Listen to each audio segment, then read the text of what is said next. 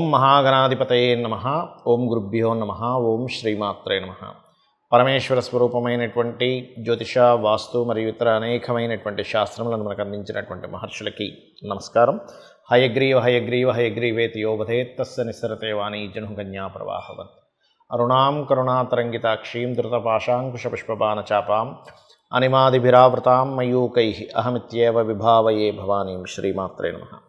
మనం ఈరోజు చెప్పుకోబోయే టాపిక్ ఏమిటంటే 12 లగ్నాల వారు, లగ్నం తెలియని వారు 12 రాసుల వారు ఈ యొక్క పుష్కర సమయంలో, అంటే మే 1వ తేదీ నుంచి 12వ తేదీ వరకు ఉండేటువంటి పుష్కర సమయంలో ఈసారి నర్మదా నదముకు పుష్కరం వస్తుంది.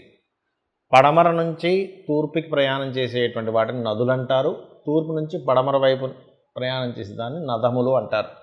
మరి దీనికి ఉండేటువంటి తేడా వల్ల మనం పరిహారం ఏం చేసుకుంటే ఏ ఫలితం వస్తుంది అంటే, నదములు అంటే తూర్పు నుంచి పడమర వైపు ప్రయాణం చేసే ఈ నర్మదా నదం ఏదైతే ఉందో 1వ తేదీ నుంచి 12వ తేదీ వరకు ఈ సమయంలో పుష్కర స్నానం చేసి అక్కడ ఎటువంటి దానం, ఏ లగ్నం వారు ఎటువంటి దానం ఇస్తే ఎటువంటి ఫలితం వస్తుంది, అదేవిధంగా లగ్నము రాశి కూడా తెలియదు అటువంటి వారు ఏ దానం చేయాలి, ఏ పరిహార మార్గం చేసుకుంటే శని భగవానుడి యొక్క అనుగ్రహం.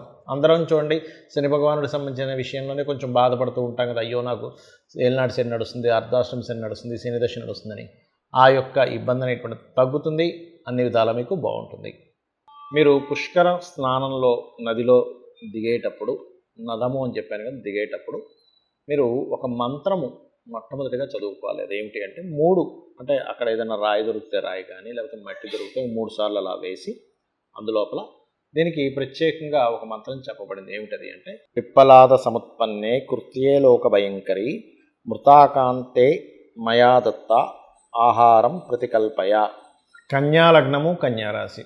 కన్యవారికి సహజంగానే మనం చెప్పుకుంటూ ఉంటాం, కాస్త మేనేజింగ్ స్కిల్స్ ఎక్కువ ఉంటాయి. ప్రస్తుతం కేతువు యొక్క సంచారం కన్యలో జరుగుతుంది కాబట్టి కొంచెం వైరాగ్యము, కొంచెం అబ్స్ట్రాకిల్స్ పెరుగుతున్నాయి. అయితే మీరు పుష్కరాల దగ్గరికి వెళ్ళినప్పుడు మాత్రం ఎటువంటి పదార్థాన్ని దానం చేస్తే మంచిది అని చెప్పి చూసుకున్నట్లయితే, పుష్కర స్నానం అయిన అనంతరం మీరు చక్కగా కందులు ఉంటాయి, కందులు 1 కేజీ ఎరుపు రంగు వస్త్రంతో సహా దానంగా ఇవ్వండి. ఒకవేళ అక్కడ దొరకదనుకుంటే ఇక్కడి నుంచి కొనుక్కొని వెళ్ళొచ్చు, తప్పులేదు.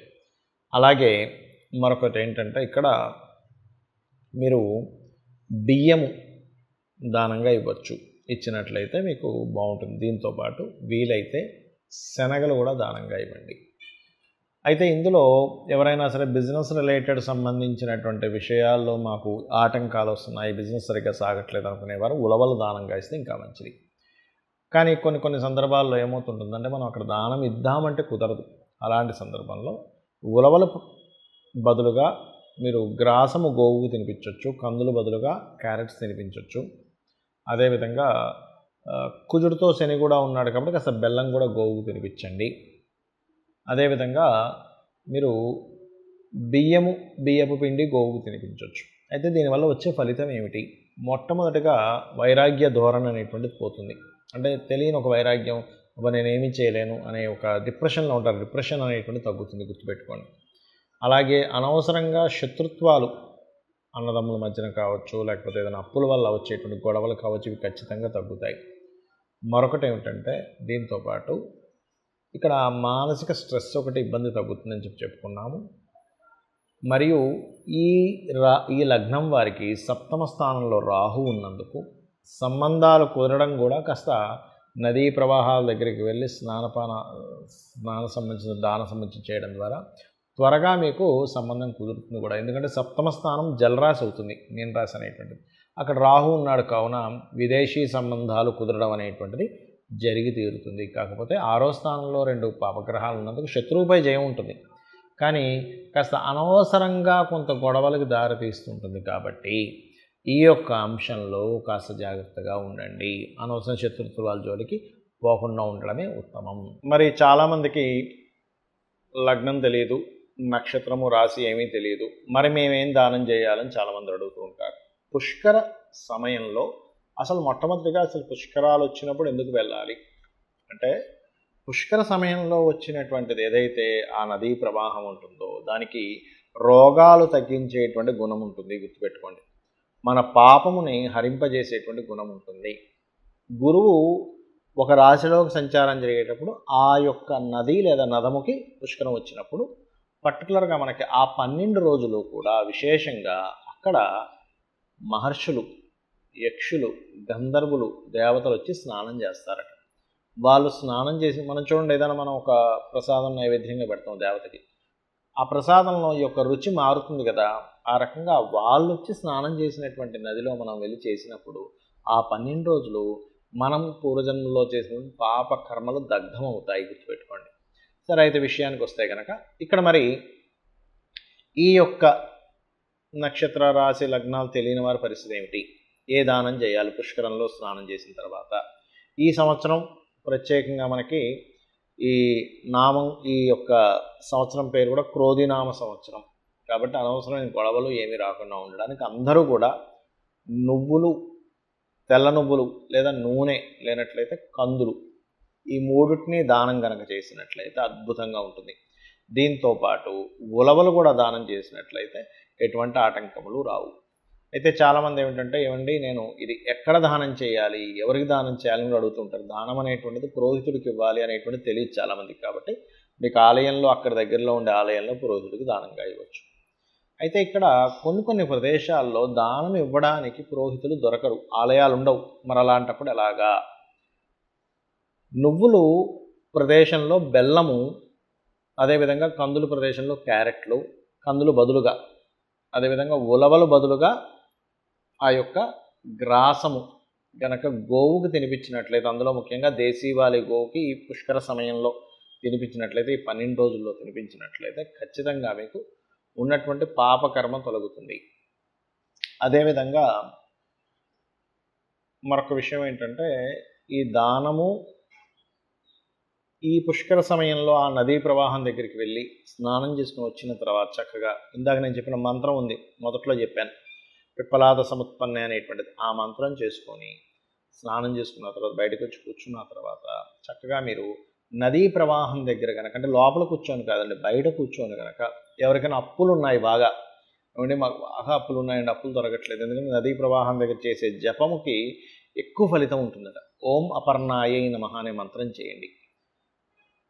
అలా కాదండి, మాకు ధన సంబంధించిన విషయం విపరీతమైన స్ట్రెస్ ఉంది, ఓం నవవిద్రుమ బింబస్త్రీ న్యక్కారి రదనచ్చదాయే నమః అనేటువంటిది చేయండి. లేదా ఓం సంపత్కరీ సమారూఢ సింధుర వ్రజసేవితాయ నమః చేసుకోవచ్చు. కొంతమందికి అనారోగ్యం ఉంటుంది, నదములు గనక వెళ్ళి స్నానం చేసినట్లయితే, ఇప్పుడు నర్మదా నదము కదా, స్నానం చేసినట్లయితే 100% అక్కడ అంటే ఆ యొక్క నదీ ప్రవాహంలో చేసిన స్నానం వల్ల అనారోగ్య సమస్యలు ఖచ్చితంగా తొలగుతాయి. ఎందుకంటే పడమర వైపు ప్రవహించేటువంటిది కాబట్టి ఇది. అలాగే ఇప్పుడు అనారోగ్య సమస్యలతో ఉండేటువంటి వారు ఏ మంత్రం చదువుకోవాలి అక్కడ కూర్చొని అని చెప్పి చూసుకున్నట్లయితే, ఓం సర్వవ్యాధి ప్రశమని సర్వమృత్యు నివారణి అగ్రగణ్య చింత్య రూప కలికల్మషనాశిని అయి నమః చేసుకోవచ్చు. ఎంతసేపు చేయాలి? ఒక అరగంట, గంట, మీ ఇష్టం అండి. అక్కడ కూర్చొని నాకు ఒక 2-3 గంటలు టైం దొరికింది హ్యాపీగా అనుకుంటే చేసుకోవచ్చు. దీనివల్ల మీకు రూపాయి ఖర్చు అయ్యేదేమీ లేదు. చక్కగా మీకు మీరే దైవ ధ్యానం చేసుకోవడం ద్వారా మీ యొక్క ఇబ్బందులను తొలగించుకోగలుగుతారు. అలాగే కొంతమందికి ఉద్యోగం రాదు, అలాంటి వారు లలితా సహస్రనామాల్లో ఓం శ్రీమాత శ్రీ మహారాజ్ని శ్రీమత్ సింహాసనేశ్వరి నమః, అదేవిధంగా ఓం మాణిక్య మకుటాకార జానుద్వయ విరాజితాయై నమః చేసుకోవచ్చు. ఖచ్చితంగా ఇది పనిచేస్తుంది. పనిచేసిందని చాలామంది నాకు ఫోన్ కాల్స్ రూపంలో, మెసేజ్ రూపంలో చెప్పడం జరిగింది, కొన్ని వందల వేల మంది. అదంతా అమ్మవారి అనుగ్రహం, మన గొప్పతనం కాదు. ఇది చెయ్యండి. ఏమైనా నదికి వెళ్ళలేకపోతున్నాము, నర్మదా నదం దగ్గరికి వెళ్ళలేము, మా దగ్గర అంత ధనము లేదు, మరి ఏం చేయాలి? ఎందుకంటే కొంతమందికి పాసిబిలిటీ ఉండదు, కానీ పాసిబిలిటీ ఉంటే వెళ్ళండి. వెళ్ళలేని స్థితిలో ఉన్నవారు ఒకటే గుర్తుపెట్టుకోండి, ఇంట్లో ఉండేటువంటి ఇంట్లో మనకి పైపు, మన బకెట్లోనో లేకపోతే షవర్లో నుంచో వాటర్ తీసుకొని నర్మదా నదముగా భావించి భక్తి శ్రద్ధలతో మీరు కనుక ఇలా పట్టుకొని స్నానం చేసినట్లయితే కూడా ఖచ్చితంగా ఫలితం వస్తుంది. అలా నదుల దగ్గరికి వెళ్ళొద్దని నేను చెప్పట్లేదు, ఖచ్చితంగా వెళ్ళాలి, ఖచ్చితంగా చేసుకోవాలి. కొంతమంది వెళ్ళలేని స్థితిలో ఉంటారు, ఇంట్లో వాళ్ళు పంపించరు, కొన్నిసార్లు ఇంట్లో వాళ్ళు గొడవ చేస్తారు, ఇప్పుడు నదం దగ్గరికి వెళ్ళాల్సిన అవసరం ఉంది. ఇటువంటి వారు ఇలా కూడా చేయవచ్చు, గుర్తుపెట్టుకోండి. అదేవిధంగా ఈ సమయంలో అభిషేకాలు చేసుకోవడం కానీ, పుష్కరాల సమయంలో హోమాలు చేయడం కానీ, దైవకార్య సంబంధించినవి చేస్తే అధిక ఫలం వస్తుంది అని చెప్పబడిన శాస్త్రంలో. కాబట్టి ఇవి చేసుకొని మీరు మీ యొక్క జీవితాన్ని తరింపజేసుకుంటారని కోరుకుంటూ శ్రీమాత్రే నమః.